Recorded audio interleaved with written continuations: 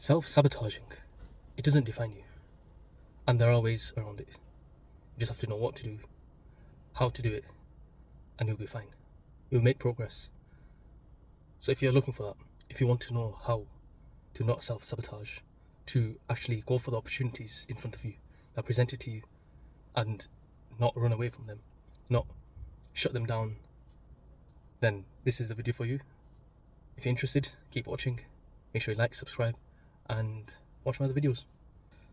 Have you ever found yourself just blocking your own path, standing in your own way, avoiding opportunities that come about? If something is given to you, even on a plate, if it's served to you, if it's spoon-fed to you, even then you find a way to destroy it, you find a way to get rid of it, even if you know that's what's best for you. But you have this nagging feeling of self-sabotaging yourself. If you do, then understand that it's very common. A lot of people go through this. A lot of people have been through this and overcome it. There's no need to worry. Just follow the steps and you will get through it. So what is self-sabotage? Self-sabotage generally happens when our actions or lack of actions undermine our goals and our well-being.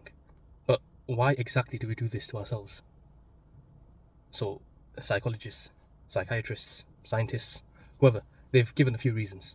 So I'll go through them now. The first is you have a fear of failure. It's very easy to avoid trying something rather than risk failing it and then feeling disappointment or getting disappointment from someone else if that's your fear. So this is probably one of the most common ones where we're just scared to fail. We're not even scared of trying to do that action. It's just we keep thinking what would happen if we fail. So that's number one. The second is fear of success. And you might be thinking, well, that doesn't make sense. Why would anyone fear success? But a lot of people, they worry about what would happen once they become successful in whatever the goal is. Will people demand more from them? Will there be high expectations? Will there be any loss of comfort, going outside your comfort zone?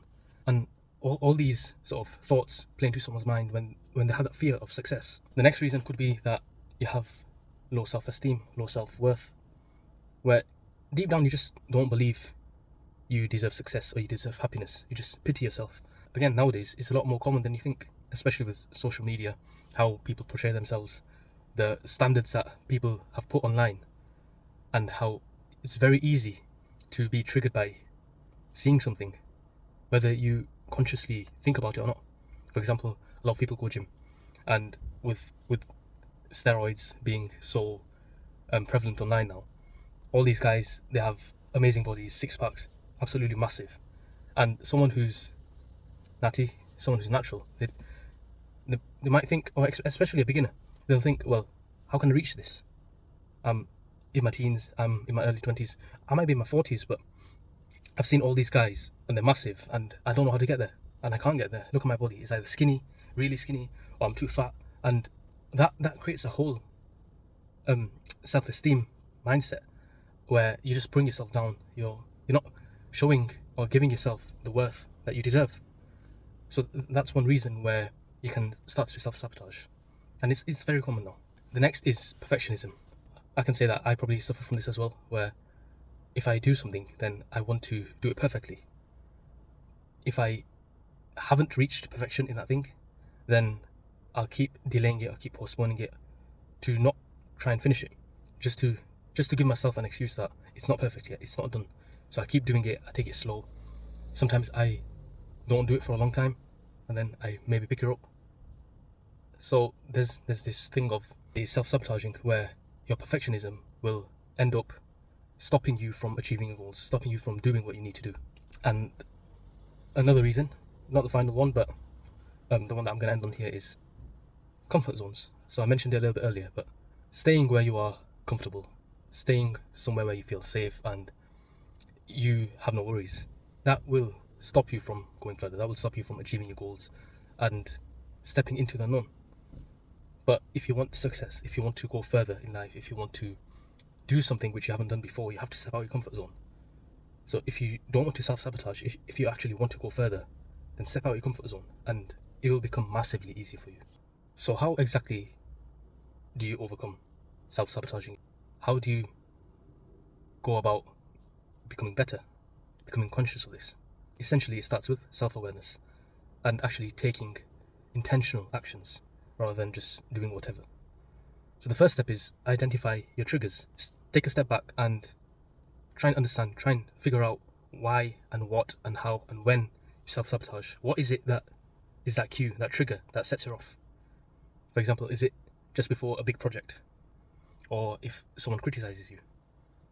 So when you understand how it happens, or when it happens, or where it happens, then you know what to focus on, and that's very crucial. The second step is you have to challenge any negative beliefs. So you could write this down or just think about it. But any negative thoughts that you have about yourself or your abilities, then ask yourself, is that correct? Is that true? If someone says you can't do so and so, then think about it. Does that apply to you? Is that true?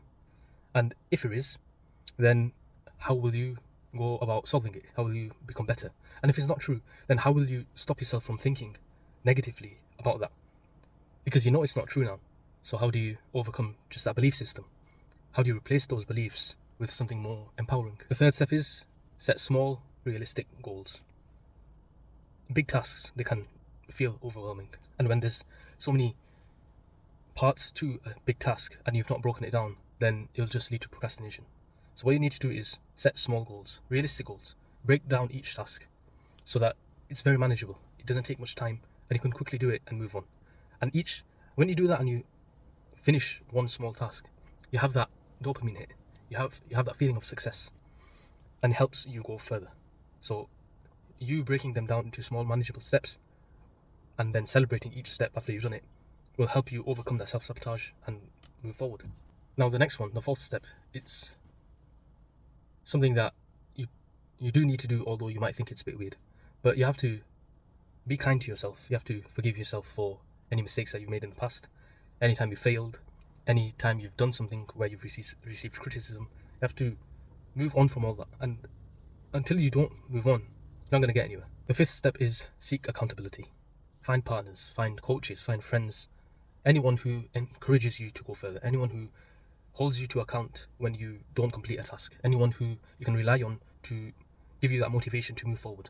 Having that extra support where it's not all you, it really helps, not only with your mindset but just emotionally as well, where you need someone just to push you forward that little bit. The final step is focus on why.